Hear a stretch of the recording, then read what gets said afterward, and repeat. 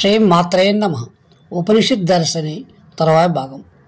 భృగువల్లి భార్గవి వారుణ విద్య. తండ్రి ఉపదేశాన్ని విన్న తర్వాత భృగువు అపరోక్ష జ్ఞానం తపస్సు ద్వారానే లభిస్తుందని తపస్సు చేశాడు. అన్నం బ్రహ్మేతి వ్యజనాత్ అన్నాధ్యేవ కల్మాని భూతాని జాయంతే అన్నేన జాతాని జీవంతి అన్నం ప్రయత్నభిసంవిసంతైతి. భృగు తపస్సు చేసి అన్నంతోనే భూతాల ఉత్పత్తి, జీవనము మరియు లయం జరుగుతున్నాయని తెలుసుకున్నాడు. ఆహారమే పరమాత్మ. ఎందుకంటే ఆహారం నుంచే సకల జీవజాలం ఆవిర్భవిస్తోంది. అలా పుట్టిన జీవజాలమంతా ఆహారం వల్లనే జీవిస్తున్నాయి. మరణానంతరం తిరిగి ఇవి ఆహారంలోనే లీనమైపోతున్నాయి. అందువల్ల ఆహారమే బ్రహ్మ అనే నిర్ణయానికి వచ్చాడు.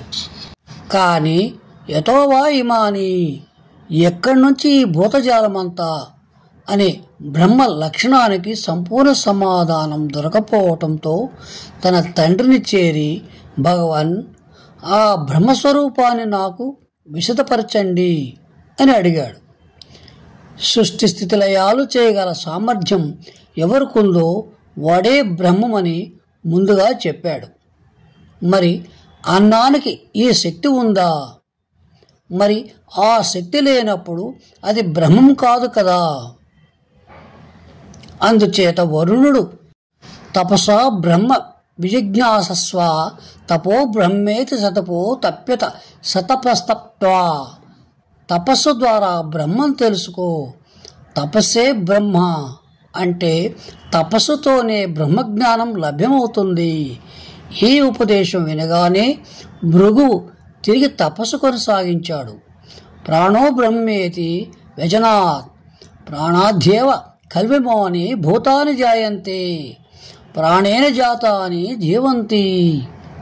తపస్సు ద్వారా ప్రాణమే పరమాత్మ. ఎందుకంటే ప్రాణం నుంచే సకల జీవకోటి ఆవిర్భవిస్తుంది. ప్రాణం వలనే ఆ జీవకోటి అంతా జీవిస్తుంది. మరణానంతరం ఈ జీవకోటి మొత్తం తిరిగి ఆ ప్రాణంలోనే లయమైపోతుంది అని తెలుసుకున్నాడు. ప్రాణం అశనప్రాప్తితోనే తన అస్తిత్వాన్ని తెలుపుకోగలడు. సశేషం.